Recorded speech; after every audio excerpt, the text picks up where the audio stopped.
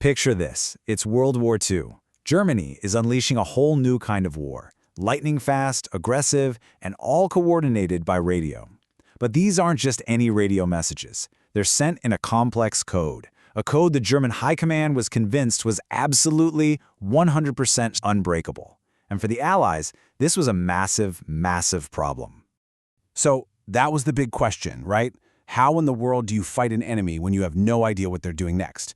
Every plan, every attack, every troop movement, it's all just a ghost. The answer, as it turns out, wasn't going to be found with guns and tanks. It was going to be found in a quiet, secret war of the mind. And the source of all this secrecy, this seemingly unbeatable advantage, it wasn't a new kind of bomber or a super tank. No, it was a machine. A little machine that could take any message and scramble it into complete gibberish, creating this impenetrable shield for Germany's entire war effort. And it was called the Enigma. Now the key word here is portable. This thing wasn't some giant computer stuck in a bunker somewhere.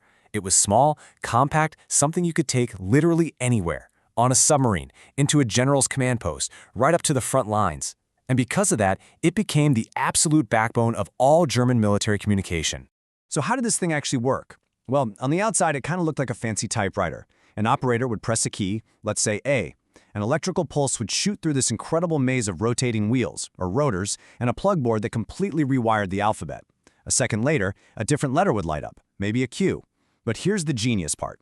Every single time you pressed a key, the internal wiring changed. So if you typed AAA, you wouldn't get QQQ back. You might get QLX. The pattern was never, ever the same. So just how complex was it? Well, look at this number. That's 150 quadrillion. That's how many possible ways you could set up the Enigma machine on any given day.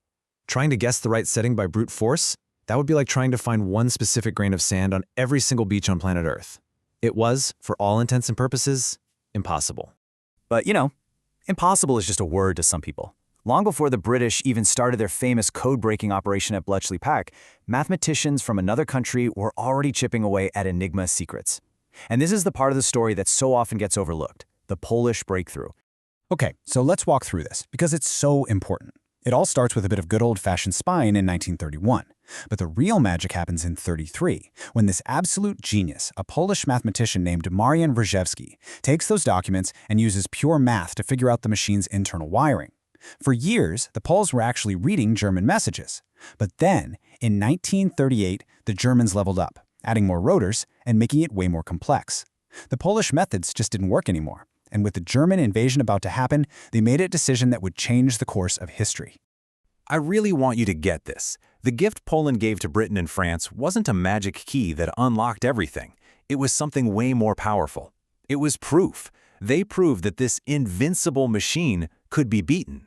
They handed the Allies the one thing they needed most, hope. They showed them the door. Now the British just had to figure out how to open it. So armed with this incredible head start from the Poles, Britain began to put together a top-secret operation.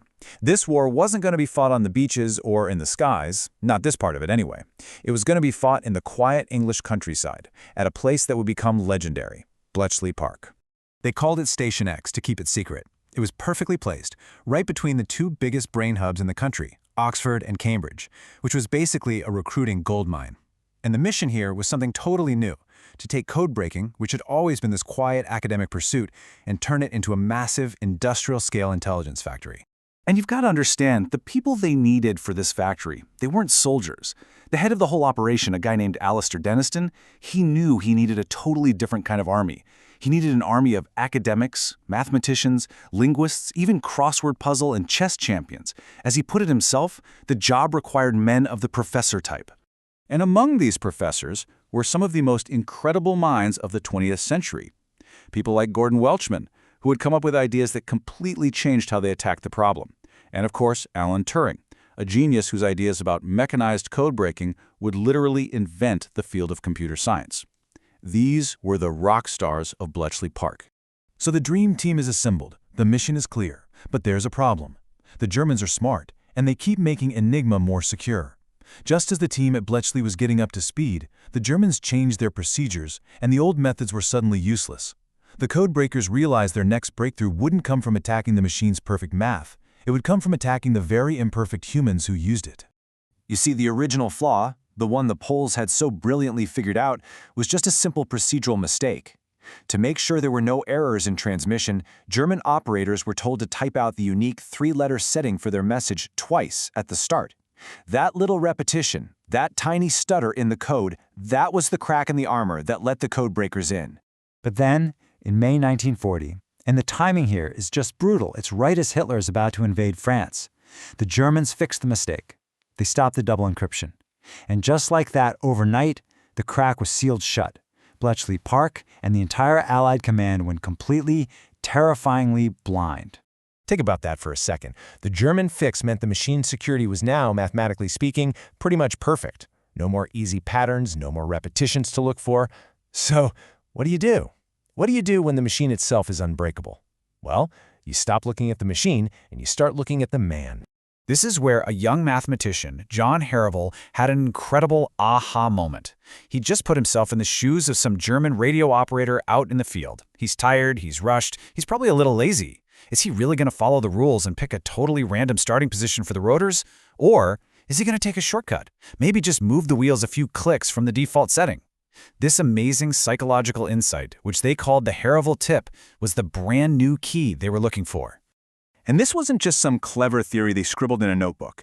This breakthrough had an immediate, direct, and absolutely decisive impact on the most important battle Britain had faced in the entire war. This secret of the Enigma machine was about to become the secret to Britain's victory. Every piece of intelligence they got from cracking Enigma was stamped with the highest possible security classification, Ultra.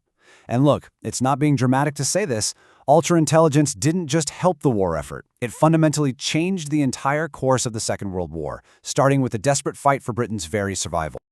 So let's look at the Battle of Britain in the summer of 1940. You've got the German Air Force, the Luftwaffe, which is massive. Then you've got Britain's Royal Air Force, the RAF, which was desperately outnumbered. On paper, this isn't even a fair fight. The RAF should have been wiped out, but they had a secret weapon. A force multiplier you can't see on a chart of planes and pilots. They had Ultra. And what did Ultra actually do for them? Well, it gave them what felt like superpowers. Thanks to Bletchley Park, the RAF knew where German bombers were going and what their targets were before the bombers had even taken off. It meant they could set up perfect ambushes. It meant they could jam the radio beams the Germans used to navigate.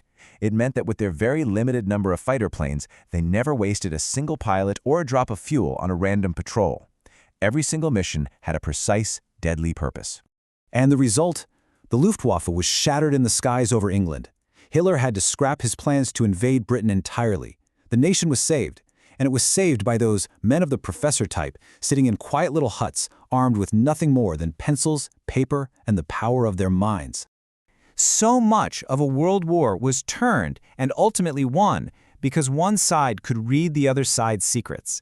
And that really leaves us with a huge question for right now, doesn't it? In our completely digital world, where our secrets are all just ones and zeros, who's breaking the codes and who is winning the information war today?